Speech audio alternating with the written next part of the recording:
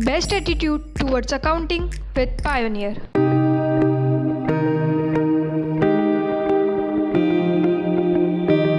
आनंद।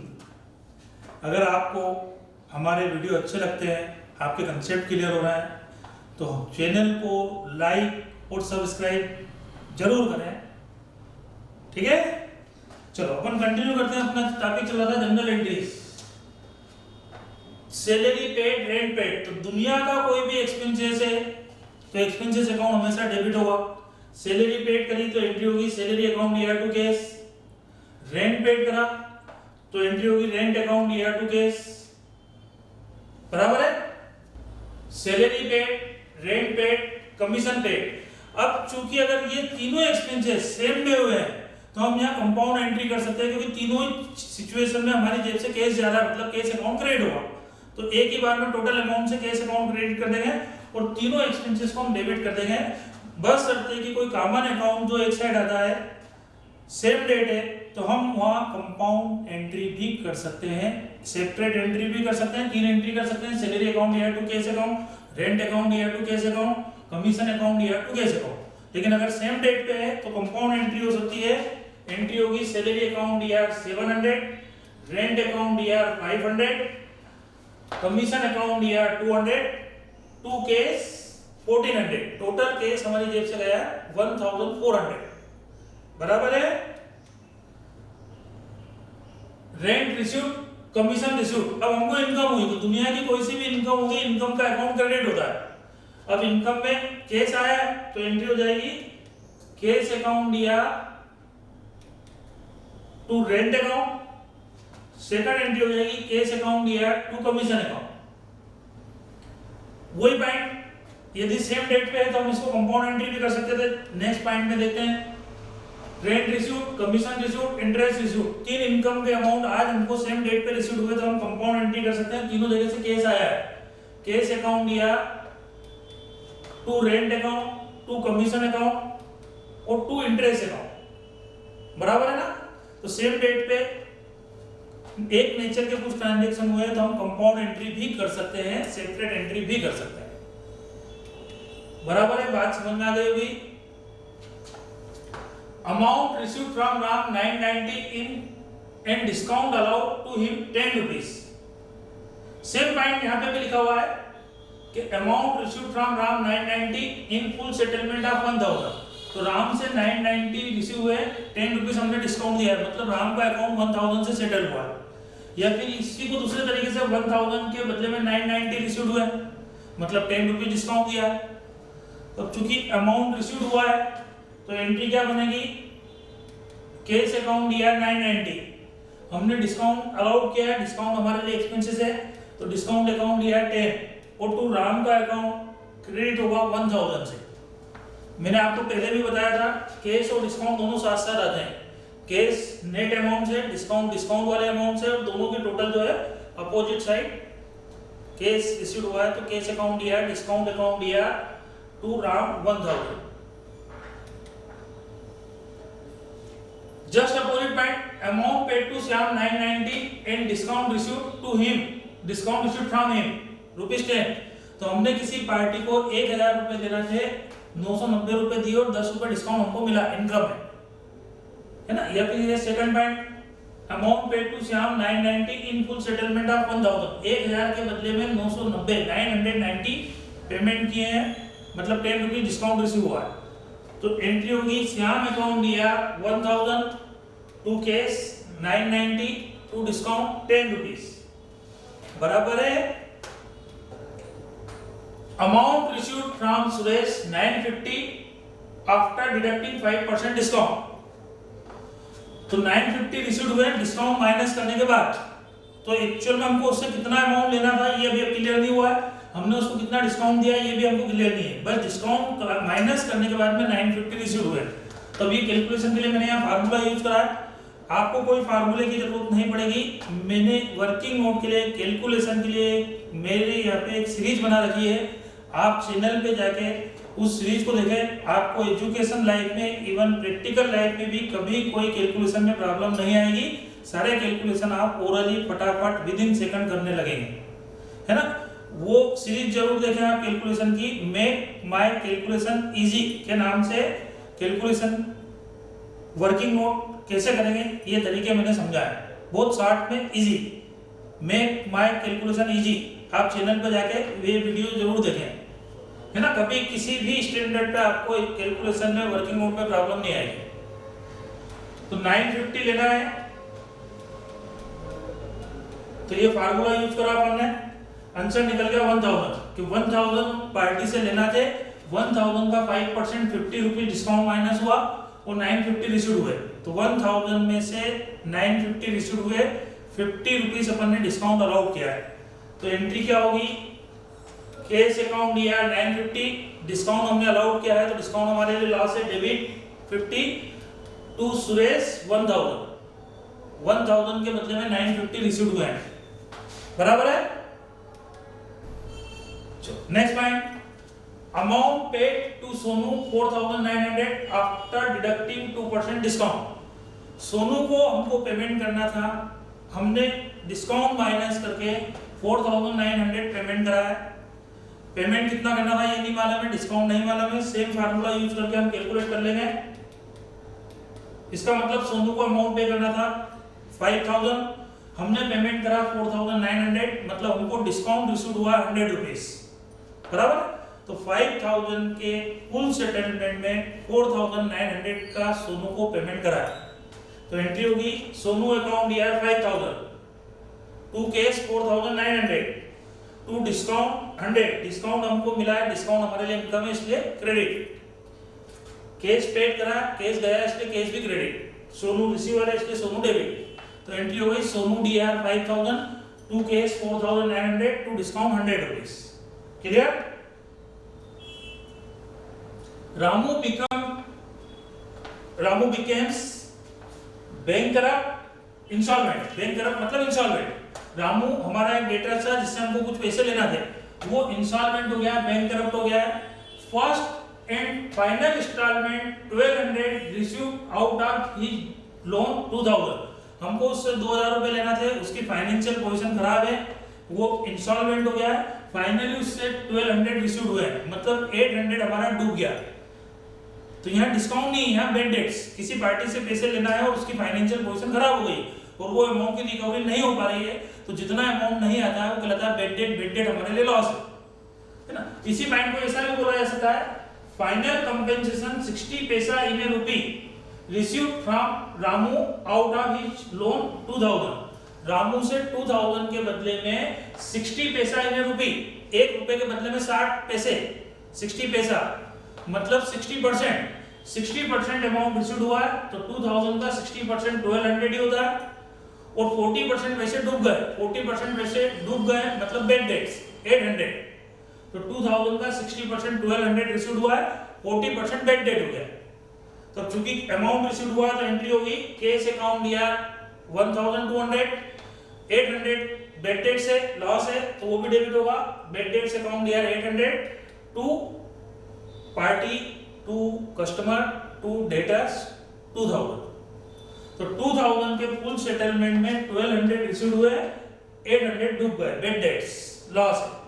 तो cash receive हुआ इसलिए डेबिट, बेड डेट लॉस है इसलिए डेबिट और पार्टी कस्टमर डेटर्स का अकाउंट क्रेडिट। क्लियर। कभी भी बेड डेट्स होता है तो बेड डेट हमारे लिए एक तरह से लॉस ही है, तो कैश और बेड डेट दोनों डेबिट हो जाए। An amount previously written off as a bad debts has now been recovered from Mohan and old debtors of rupees 700। Mohan हमारा कोई पुराना डेटर्स था, किसी समय उससे हमको पैसे लेना थे, उससे पैसे डूब गए थे, तो अभी अपन ने एंट्री करी बेड डेट टू डेटर्स। अब वो पार्टी आज अचानक हमको मिली और हमको कह रही कि यार वो तुम्हारे पैसे लेना थे ले, तो क्या हमको पैसे लेने से मना कर दें? नहीं है ना, अपन पैसे ले रहे हैं और जब वो पैसे हमारे हाथ में आए हैं, रिसीव हुए हैं, तो हम ये नहीं बोलेंगे मोहन से अमाउंट रिसीव हुआ, डेटर से अमाउंट रिसीव हुआ। हम क्योंकि मोहन का अकाउंट डेटर्स का अकाउंट ऑलरेडी क्लोज कर चुके थे, तो हम जब भी वो डूबा हुआ पैसा रिसीव होगा इन फ्यूचर में तो हम उसको बोलेंगे बेड डेट्स रिकवर। वो डूबा हुआ पैसा आ गया मतलब कैश अकाउंट डेबिट। और वो जो डूबा हुआ पैसा आ गया है मतलब एक तरह से वो इनकम, क्योंकि जब बेड डेट हुआ था तो बेड डेट को लॉस मान लिया था, डेबिट कर दिया था। अब वो पैसा आएगा तो हम उसको इनकम मान के वापस क्रेडिट कर देंगे और अकाउंट हुआ बेड डेट्स रिकवर। तो जब भी बेड डेट्स होता है तो एंट्री होती है बेड डेट टू डेटर्स, और इन फ्यूचर में वो जब रिकवर होता है तो कैश अकाउंट दिया टू बेड डेट्स रिकवर, डूबा हुआ पैसा वसूल हो गया मतलब इनकम, यही कमाए, बराबर है ना। तो बेड डेट रिकवर की एंट्री क्या होगी, कैश अकाउंट दिया टू बेड डेट्स रिकवर बराबर loss of cash by fire bye theft. तो हमारे यहाँ पे कुछ पैसा रखा हुआ था, आग लग गई, जल गया या चोरी हो गई तो हमको लॉस हुआ। तो जब भी लॉस होगा तो लॉस अकाउंट तो डेबिट होगा, लॉस बाय फायर अकाउंट दिया, लॉस बाय थेफ्ट अकाउंट दिया, जो भी है। अब उस लॉस में क्या गया आपके यहां से, कैश, तो कैश अकाउंट क्रेडिट हो जाएगा, बराबर है। अब यहां पे goods loss by fire 1000, goods loss by fire 1000। मेरे पॉइंट को, शब्दों को ध्यान से सुनना। सेल के अलावा, सेल के अलावा कहीं पे भी यदि गुड्स गया है, सेल के अलावा कहीं पे भी यदि गुड्स गया है तो परचेस अकाउंट को क्रेडिट कर देंगे। जब भी गुड्स परचेस करते तो परचेस अकाउंट डेबिट होता है। सेल के अलावा कहीं पे भी गुड्स गया है तो परचेस अकाउंट को क्रेडिट कर देंगे, मतलब वो जो परचेस थी उसमें से माइनस कर देंगे। तो माइनस प्लस यहाँ नहीं चलता, यहाँ डेबिट या क्रेडिट चलता है अकाउंटिंग में। तो सेल के अलावा कहीं पे भी यदि गुड्स गया है तो परचेस अकाउंट को क्रेडिट करेंगे, बराबर है। तो गुड्स लॉस बाय फायर 1000, तो लॉस हुआ है तो लॉस को तो डेबिट करेंगे, लॉस बाय फायर अकाउंट दिया 1000, क्या गया है, गुड्स गया है तो परचेस क्रेडिट, ठीक है। सेल के अलावा कहीं पे भी गुड्स गया है तो परचेस क्रेडिट हो जाएगा। देखो लाइन से आपको एंट्री नजर आएगी। गुड्स लॉस बाय थेफ्ट, तो लॉस बाय थेफ्ट अकाउंट दिया to purchase. Goods given a charity, हमने दान में चैरिटी के रूप में कुछ गुड्स डिस्ट्रीब्यूट कर दिया, दे दिया, तो चैरिटी अकाउंट दिया टू परचेस, बराबर है। डिस्ट्रीब्यूटेड आप goods as a free sample, हमने एज ए सैंपल लोगों को फ्री में गुड्स डिस्ट्रीब्यूट करा के दिया, हमारा ये प्रोडक्ट है, आप ये ले लो, छोटे छोटे सैंपल के पैकेट बना के दे दिए कि आप यूज करो, अगर वो चीज अच्छी लगे तो इन फ्यूचर में वो चीज आप हमसे परचेस करना। तो हमने फ्री में सैंपल के रूप में लोगों में गुड्स डिस्ट्रीब्यूट किया है, तो एक तरह से फ्री सैंपल अकाउंट दिया। फ्री में सैंपल हम क्यों डिस्ट्रीब्यूट कर रहे हैं, तो एक तरह से वो एडवर्टाइजमेंट का ही पार्ट हुआ, क्योंकि कंज्यूमर पब्लिक हमारे प्रोडक्ट को यूज करेगी और उसको अच्छा लगेगा तो वो फ्यूचर में हमसे परचेस करेगी, बराबर है। तो यहाँ फ्री सैंपल अकाउंट भी डेबिट कर सकते हैं, इसको एडवर्टाइजमेंट अकाउंट भी डेबिट कर सकते हैं, दोनों में से कोई सा भी एक अकाउंट आप यूज कर सकते हैं। फ्री सैंपल अकाउंट दिया या एडवर्टाइजमेंट अकाउंट दिया, क्या गया आपके यहां से, गुड्स, तो परचेस अकाउंट क्रेडिट।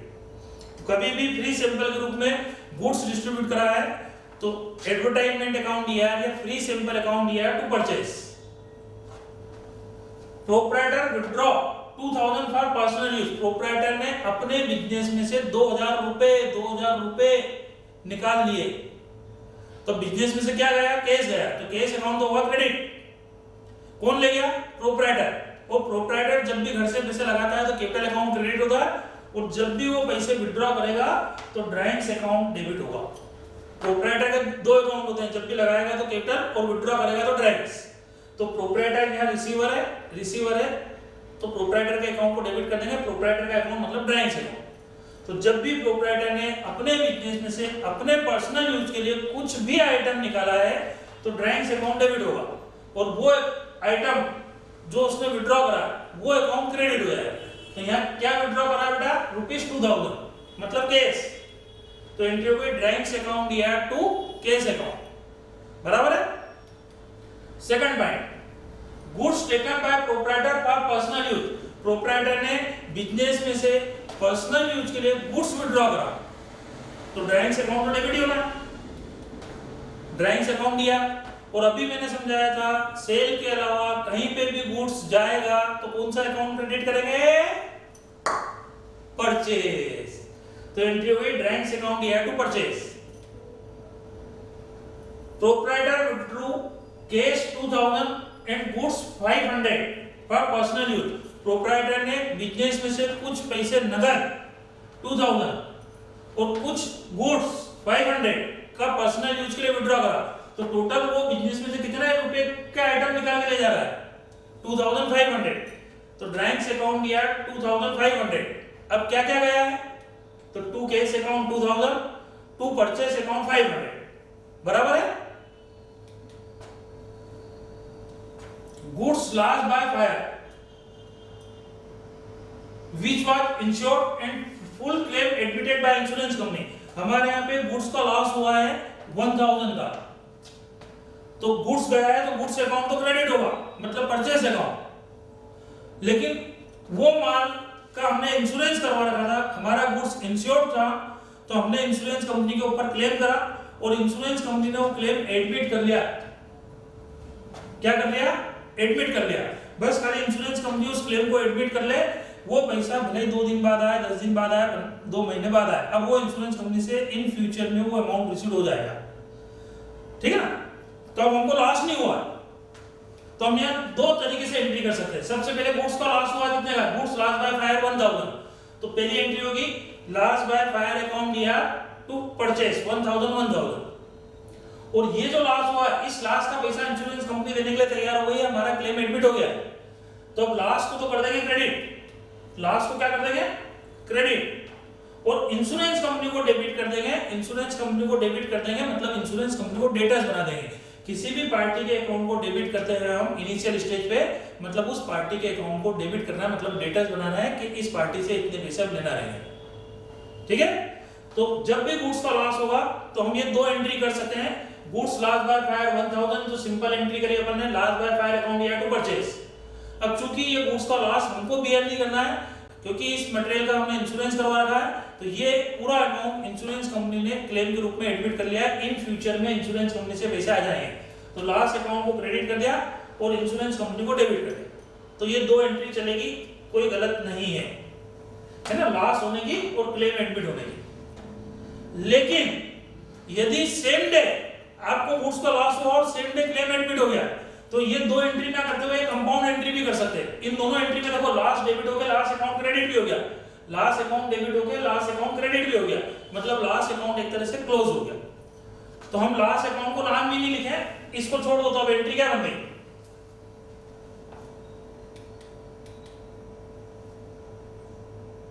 गुड्स गया तो परचेस अकाउंट तो क्रेडिट होगा पूरा 1000 से, और ये लॉस नहीं हुआ क्योंकि इसका पैसा इंश्योरेंस कंपनी देने को तैयार है, तो सीधा इंश्योरेंस कंपनी को डेबिट कर दिया, मतलब डेटर्स बना दिया कि भैया ये माल गया और इंश्योरेंस कंपनी से पैसा आएगा, हमारा कोई नुकसान नहीं है, हमारे को कोई लॉस नहीं हुआ, मिल जाएगा पैसा, ठीक है। तो जब भी गुड्स का लॉस होता है और इंश्योरेंस क्लेम एडमिट होता है, तो चाहो तो आप 2 अलग अलग एंट्री कर सकते हो, और चाहो तो इन दोनों को कंपाउंड करके एक एंट्री आप कर सकते हो। 2 entry loss by fire account या टू परचेस, और फिर सेकंड एंट्री में इंश्योरेंस कंपनी अकाउंट या टू लॉस बाय फायर।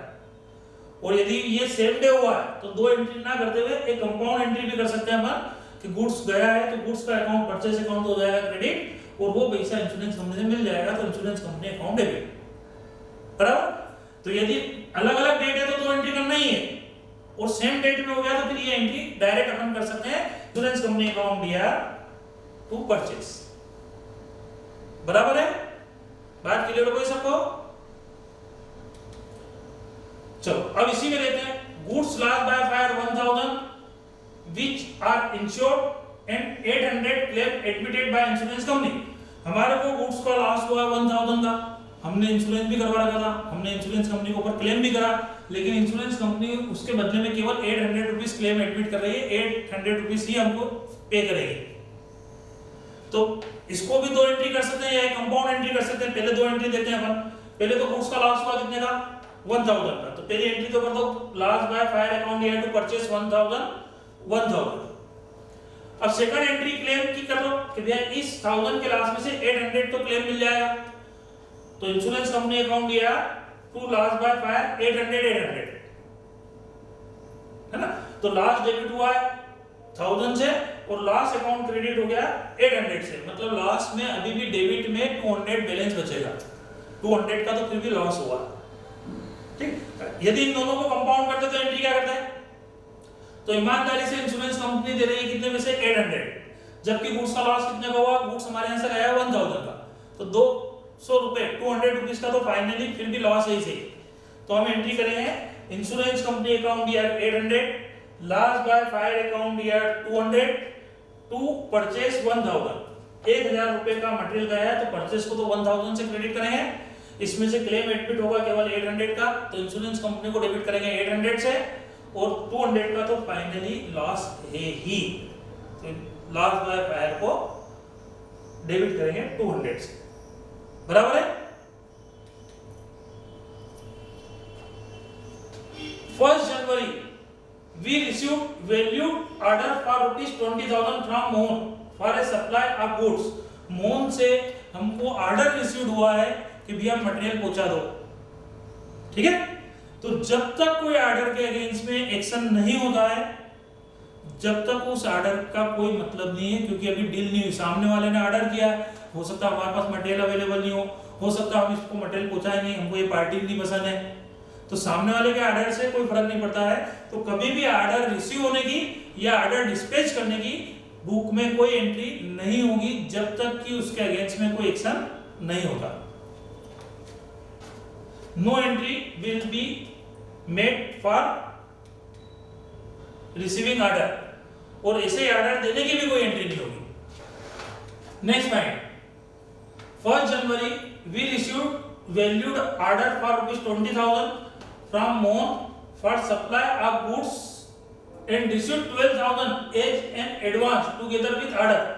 तो पहला पॉइंट तो भैया 20,000 का ऑर्डर मिला, तो कहना भैया ऑर्डर की तो कोई एंट्री नहीं होगी, लेकिन उस ऑर्डर के साथ में सामने वाले से हमको 12,000 केस भी रिसीव हुआ, तो जो केस रिसीव हुआ तो उसको तो रिकॉर्ड में लेना पड़ेगा, तो ऑर्डर की कोई एंट्री नहीं होगी, लेकिन केस रिसीव हुआ उसकी एंट्री हो जाएगी cash account year to Mohan 12,000।